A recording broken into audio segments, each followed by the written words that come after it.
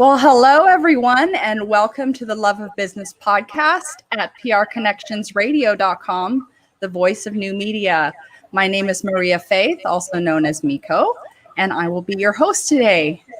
I am an entrepreneur and spiritualist, writer, and creative, and it is my pleasure and honor to introduce Angie.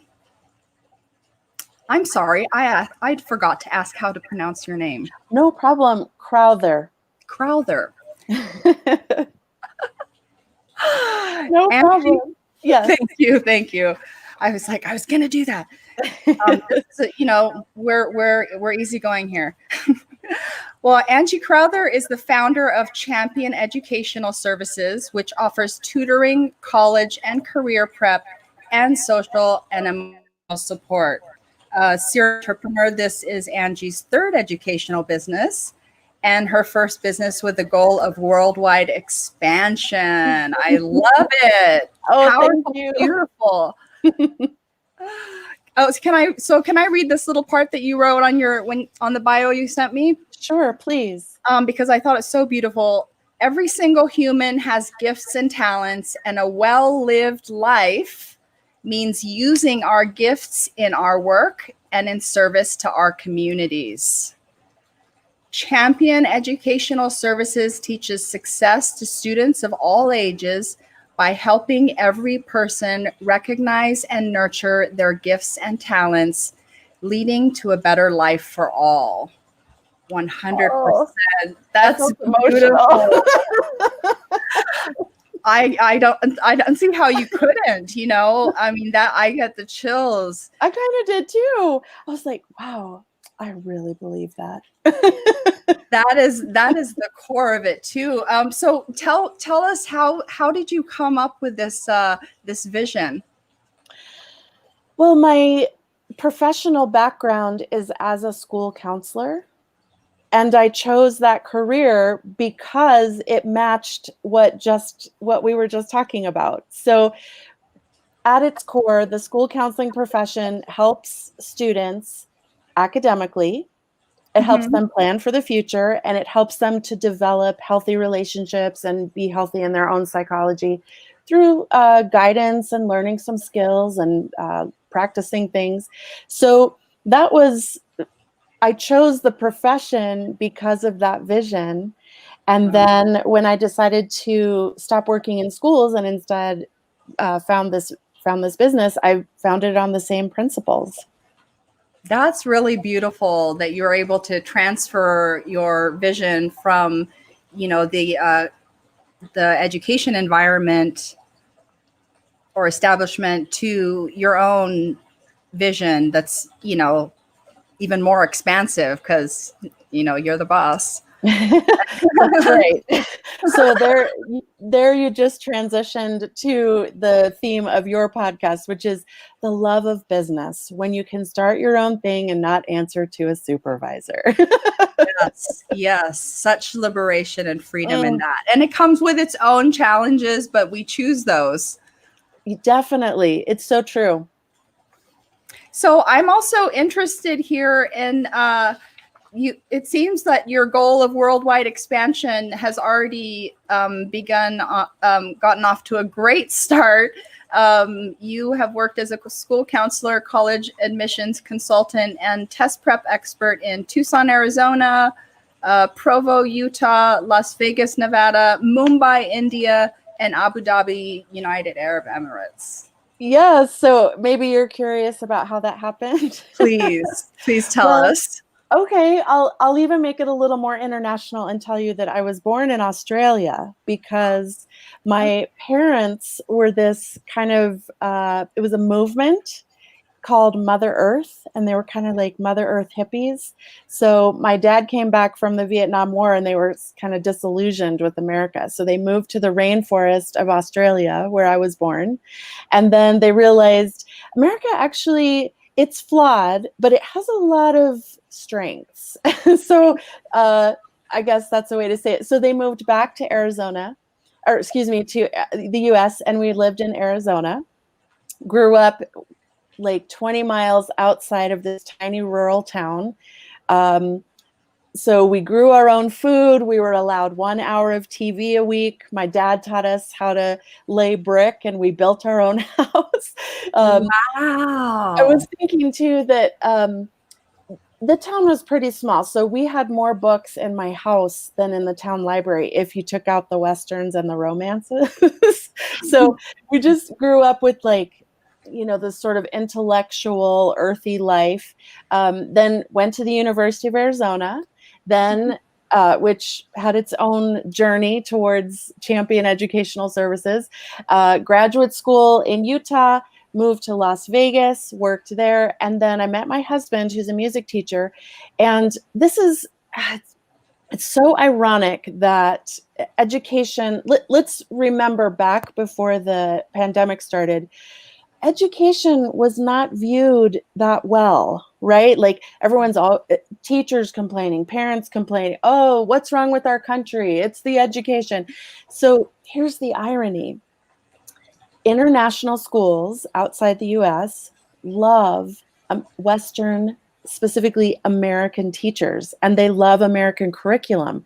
So international schools, and they also love to hire teaching couples. So my husband and I were hired to work at the American School of Bombay in Mumbai, India.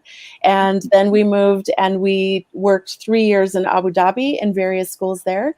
And then when we came back to the US for our kids to go to high school, I decided, well, I think instead of working for schools, applying for jobs again, let me try this. And as you read in the bio, serial entrepreneur. So what that means is I've had educational businesses twice before. So once when my kids were young, and then in Abu Dhabi, I was going through the process of having the business there. And if I may take just a side note to kind of just to say something, another great thing about America is that America is super pro-entrepreneur. Yes. Yes. In Abu Dhabi, in order to have a business there, you have to have a citizen of the United Arab Emirates who owns at least 51% of your business, and the business license fees are just enormous. And in the US, if you have an idea, I actually don't know the rules if you're not a citizen of the US, but I know at least the cost is not prohibitive like in other places. So if you have an idea for a business here, you can go for it, which there are I just definitely love ways that. to go to own businesses. Yeah. Yeah. So anyway, when I say worldwide expansion, what it means is my business plan, my business structure, I can see it easily replicated all over the world. And now we have the contacts. That's so powerful and beautiful to just see how it's like all flowed from the beginning with your vision for helping students, and it's such an important conversation right now, what's going on in the education system. I think that everyone who is involved, students, teachers, it's a very amazing time to be living in and to be learning in. And I absolutely love what you're doing and how successful you've been. Can you talk a little bit about the social and emotional support? Because I feel like that's something that's so important. It's so interesting you bring that up, because when I tell people what Champion offers, that is exactly the thing that everyone focuses on. They say, oh, social and emotional support, that's so important. Mm-hmm. And as I'm transitioning from the education industry to the business industry, I'm learning about things like marketing, and I'm realizing that there needs to be a little bit of informing clients about what is social and emotional support, because it's different from things like mental health therapy, right? Mm-hmm. Or a psychologist or psychiatrist. So I guess to lay the foundation, it is a service that requires the same training and degree as a therapist. So it requires a master's degree in counseling. But it's not the same as one-on-one or group therapy. So social and emotional support means those things like friendship, boundaries, effective communication, understanding conflict management, understanding that I may say it, but the person may not get what I'm saying. So how to communicate actually with each other. Those kinds of social and emotional skills that you wouldn't go to a therapist for necessarily, but they're still so important. So let's put it in a school setting. So a student may come in, maybe they are in their first romantic relationship. And so they have some worries about that or concerns. So we wouldn't talk about things like, what is your relationship like? And what patterns have you noticed? We would talk more about things like, and actually it's not, I would say something really important about social and emotional support is there's very little advice given. It's all about the conversation, asking the person. Let's take that example. So let's say it's a teenager in their first romantic relationship and they're feeling upset about something. And it would be, well, what exactly happened? What do you think your reaction means? What do you wish would be different? Are you okay with this? And then as we're going through all these questions, depending on the answers, we can talk about the skills that would be needed to basically help the individual get where they want to be. It's a lot about not saying what is a well-lived life. It's more about helping an individual find out what is a well-lived life for them. Yes, crucial difference. Any kind of barriers in the way, we can help. It's funny. I think the education comes because a lot of people would be like, well, isn't that just like a conversation you'd have with a friend? and I'll say my very first day of grad school, a professor wrote on the board, he said, a lot of people will say, why do you need a master's degree in this kind of conversation? Why isn't it just common sense? And he said, it's actually uncommon sense. It's about not giving advice. It's about going on the journey with the individual you're talking with. And let me just tag on one more part of social and emotional support. It's also about informed community referrals. So sometimes it is about the parent's pattern of relationships. Sometimes it is about feeling depression and anxiety. So we do not offer the service of helping people manage and understand depression and anxiety and things like that, but we help make informed referrals to the community. So if the decision is, I think I need to talk more about this, okay, well, we can tell you someone who works with teens, works with kids, takes your insurance. So we can make very informed referrals so that it's comfortable for the client. It sounds like it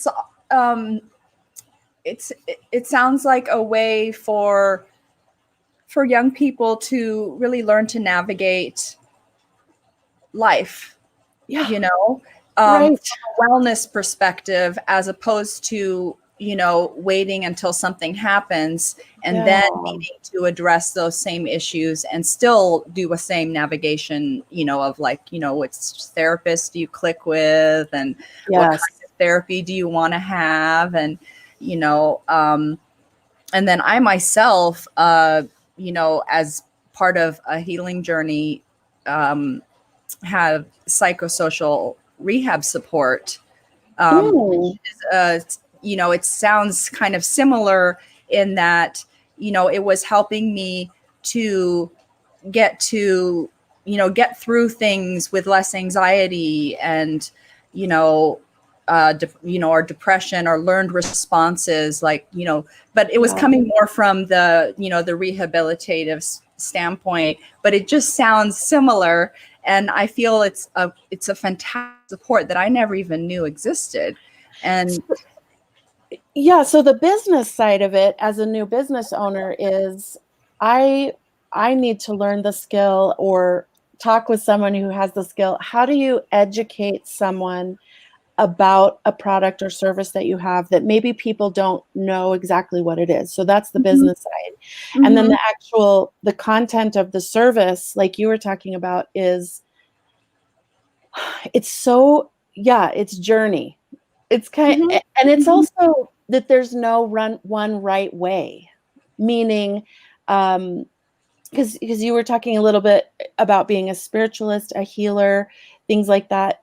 For some people, an antibiotic, that's it. Just get a shot, take a pill, Mhm. it fixes it. Others, it's a lifelong journey of maybe something as radical as I need to unhook, I need to move to the woods for 6 months, right? Like, in other words, there's no Mhm. one right way. Mhm. But the overall message is, but there is a way, and we can figure it out. Right. And that's very, very powerful because that's like hope, that Yeah, gives hope. exactly. Um, that's wow. I Uh, kind of feel so if I could apply it to something as like not emotional as something like college admissions and scholarships. So when I work with mhm. students and families as a school counselor, and then when we at Champion work with families, we say it's going to work out because we're going to keep working at it until it works out. Right, right, So there's no question as to whether it's going to work out. It's just we're going to keep at it and we'll see how it goes. right, right. That's very, very comforting, It and is, yeah. Instead of this and zero sum game of, oh no, if I don't do this, I lose out on all this. No, it's gonna work out. Let's just see how. and to your what you mentioned about how people might think that a friend or a family member could offer the same level of support.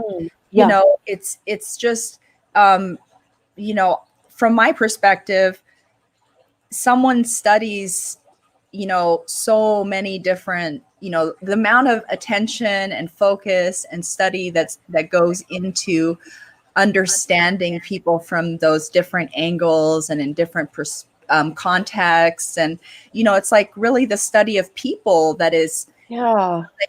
that even though we can be friends and family members, we have to be healthy and and apply things in a healthy way and be respectful. And there are guidelines that maybe we can be a little loose on that Mm. are that in a professional setting, that's not allowed.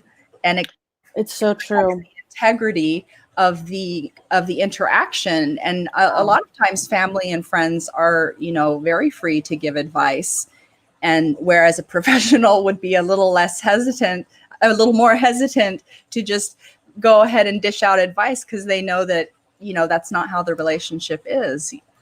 It's so true. There's nothing wrong with advice, right? No. Like, oh my gosh, I love advice from people who have been through it before and are wise. I, Mhm. some people like to learn the hard way, and I do not. So I'll take any advice, and consider it. And then at the same time, there are actually, I'll tell you, it was super uncomfortable learning the skills of being able to help someone in the ways that you were saying. One of the things we did is we would have to do mock counseling sessions and be videotaped and then observe and like evaluate yourself. It was so horrible Awkward. because you realize it's really uncommon sense to take your ego out of it, to have no other agenda except let's help you on your journey, right? Uh-huh. Uh-huh. That's that's super hard to do, and it's sort of like a humiliating process in some ways. In the Yeah. end, it's good because it's humbling. But Yes. like you said, if I'm talking to a friend or a family member, I'm living my life. I got my own stresses. I may have a vested interest in where you go. Like what if I know that a friend needs to change, but I don't want her to? Okay, now I have an agenda, right? I may Mhm. not I have my own opinion about it. Whereas someone who's trained and is kind of not neutral because they have a positive slant of I want good things for you, even if they're Right, right, painful right, in right. the moment. But yeah, just not that agenda. Actually, can I bring up a business thought about that? Please. Okay, so, and maybe, because am I allowed to ask you a question? Can I? Sure, why not? Okay, because I just thought of something. So when you're getting a salary in a job, there's really like no financial incentive to, like, the clients are guaranteed, right? So what about in something like this where it's not necessarily a pure agenda because this is my source of livelihood? So this applies to doctors, therapists, Mm-hmm. what I'm doing. What do you think about the ethics of that? I think that's a really good conversation that we can have. It's too long, You huh? know, It's too big a question. well, I just because thought of I've it thought though. about it myself, and I know with doctors and the history of the Hippocratic Oath and Mm, how that's been modified, and then, but then also companies do have like checks and balances, like their policies and procedures, and things that keep the integrity of the business, which is for profit. But I think that to the zero sum game, we can have both. We okay. can have people who take the time to make it their livelihood to care should be well compensated, I believe. Oh, you're so right. And in No. fact, that was one reason why I started the business too, because I thought, wow, I mean, lawyers get paid to make contracts. you know, Right. It's that's an just exchange. it's a And currency, yeah, and we can't demand that. We can't cheapen I think the service by saying that that money makes it a conflict of interest, because money is just the currency that we're using, right? yeah. Instead of bartering, or however it was before we had money. So Yes. we're before we wrap up, I wanted to ask a little bit. Your husband is a music teacher, and Mhm. you have two a college freshman and a high school senior, Amity and Yes. Seth. How Yes. is your home life and your business life? How do you mesh that? Um, Very good question. So, before the pandemic, mhm. it was different than now. It's way easier now because everything's online. Ah, So, um, well, and actually, it wasn't that hard actually because the kids are older, right? They're pretty self-sufficient. Um, when I had it the first time, it just worked where my husband would come home because I offered the services when the kids were at home. So he taught, and I mean, I don't mean our kids, I mean students. So he Mhm. was teaching students when they were in school, and then when they weren't in school, I was tutoring, right? Oh, okay. As, but yeah, it works pretty well. And actually, you bring up a good question that is part of my timeline with my business plan, which is um, as the kids are getting older, I'm ramping up my business. So the goal is by June of 2021 to be everything in place. So I joined the Vegas Chamber of Commerce in October of Yay. 2019 because I knew that one kid was graduating that year. So So I'm smart. learning, educating, networking, meeting people like you and Guy. And then by June 2021, we're ready to roll. Full time, full steam. That is awesome. How many Awesome. cities, states, countries can we reach? Yes. Well, I look forward to watching your progress with that Thank very you. much. In closing, uh, can you share one tip that can help people bring more love to their businesses, and then how people can find you to Oh, learn great. more? Okay. I will speak to my experience. And I will say that the way to bring more love to your business is to network and connect with it seems like the infinity of great people who are out there in business. I just cannot tell you the generous mentoring that I have found by connecting with other business owners. And so that means sometimes organized, like through the Vegas Chamber of Commerce. Mm-hmm. Others not so organized, like a drop-in thing. Like it's all online right now, but before that I was doing in person, and then now online. Just meeting people. Yeah. I guess what I'm trying to say is I'm grateful for the mentoring and the connections, and I would wish that for any business owner. Oh, wow. Yeah. So valuing, a good tip is valuing the business connections as Yes. mentors. Yeah, the other people. Wow. I have specific people in my mind, and Guy Dawson is one of them. Just people who will take the time to talk to you, share their experience, share their wisdom. I just invaluable. It's a great part really of community, Yeah. to have that. For sure. And then where they can reach me is we have a website, championed.net. So it's like Champion Educational Services, championed.net. Championed.net. And then probably the next most active place is Facebook, Champion Educational Services, where we offer tips, weekly ideas for helping kids, helping parents, and also we have webinars that we offer that are recorded. People can view those. Oh, wow. That's fantastic. So everyone, please look Angie Crowther, Champion Educational Services up online, and check out those webinars. It has been such a pleasure, Angie.